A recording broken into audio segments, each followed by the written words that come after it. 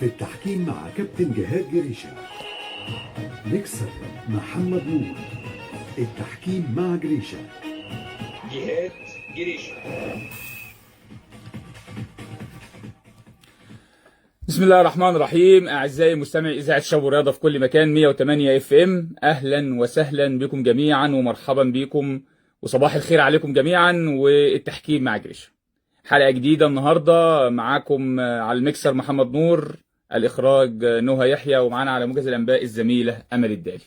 النهارده السبت 3 صفر 1445 الموافق 19 أغسطس 2023. النهاردة حلقة جديدة في التحكيم وكلام كتير في التحكيم. هنتكلم النهاردة على فقرات كتيرة في برنامجنا. النهاردة هنتكلم النهاردة عن التحكيم في الدوري الإنجليزي، والاستعدادات حصلت إزاي لتجهيز الحكام للدوري الإنجليزي.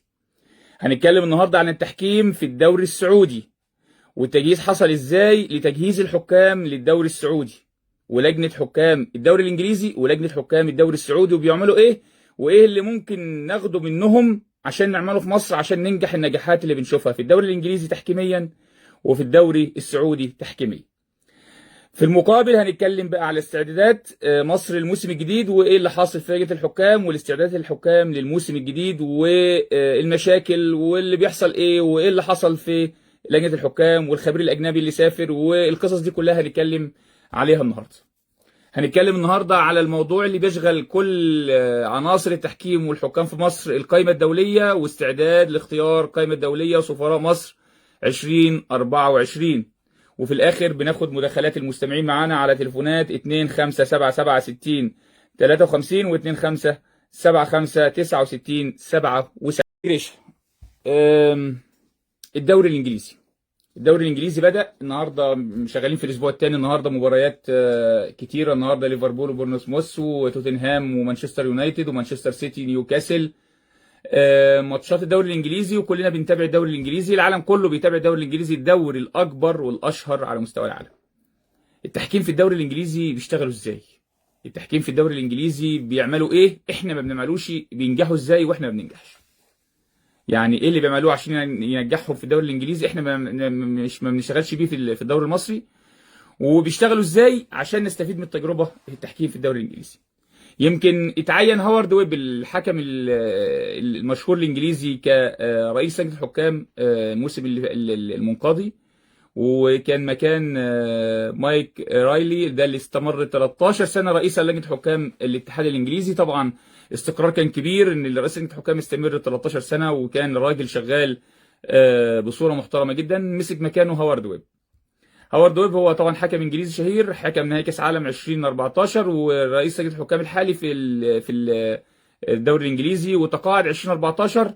واشتغل بعد ما تقاعد مباشرة، اشتغل كمحلل تحكيمي في قناة بي تي سبورتس الإنجليزية، وحلل قرارات تحكيم في المباريات، وكان مهتم جدا بالدوري الإنجليزي وتحليل الدوري الإنجليزي. وبعد كده مسك المهمة. عمل إيه أول ما مسك المهمة؟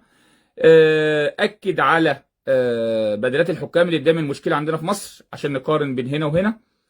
الحكم الإنجليزي في بداية الموسم بيتحول له مبلغ 38,500 جنيه استرليني. ده اقل حكم بيحكم في الدوري الانجليزي. اعلى حكم بيتحول له 42,000 جنيه 42,000 جنيه استرليني. ده مجرد بدايه الموسم. بناء على الخبره، يعني من 38,500 جنيه استرليني الى 42,000 جنيه استرليني بيتحول للحكم في بدايه الموسم كده. يعني بنقول لك عد نفسك للموسم الجديد. كل مباراة بقى حكم بياخدها بياخد مقابل لها 1150 جنيه استرليني، غير المقابل المادي اللي خده في أول الموسم. والكلام ده بيتصرف شهريا في الدوري الإنجليزي.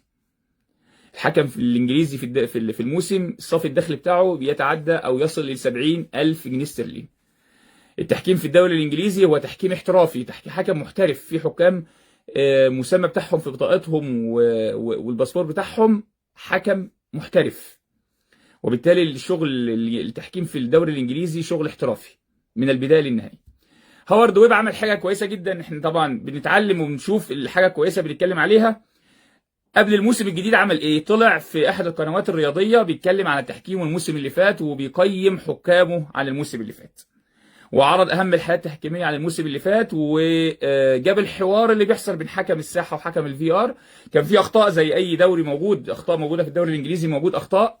الاخطاء دي الراجل شرحها وجاب الحوارات اللي بتحصل بين الحكم وحكم الفي ار وعرضها للراي العام الانجليزي، وعرض الحكم اخطا ليه، وعرض الحكم الفي ار اخطا ليه، وجاب الحالات الجدليه طول الموسم اللي فات واشتغل عليها ازاي، وازاي هنشتغل عليها مع حكامنا السنه الجديده عشان نتعدى ونتخطى الاخطاء دي. هو ده التطوير يا جماعه، هو ده التطوير اللي بيحصل من سنه لسنه. بنطور من حكامنا، الاخطاء مستمره لكن بنحاول نقلل من الاخطاء المؤثره طول الوقت. اللي عمله هوارد ويب ده عمل اثر جيد على كل الجمهور الانجليزي، على كل المتابعين للدوري الانجليزي.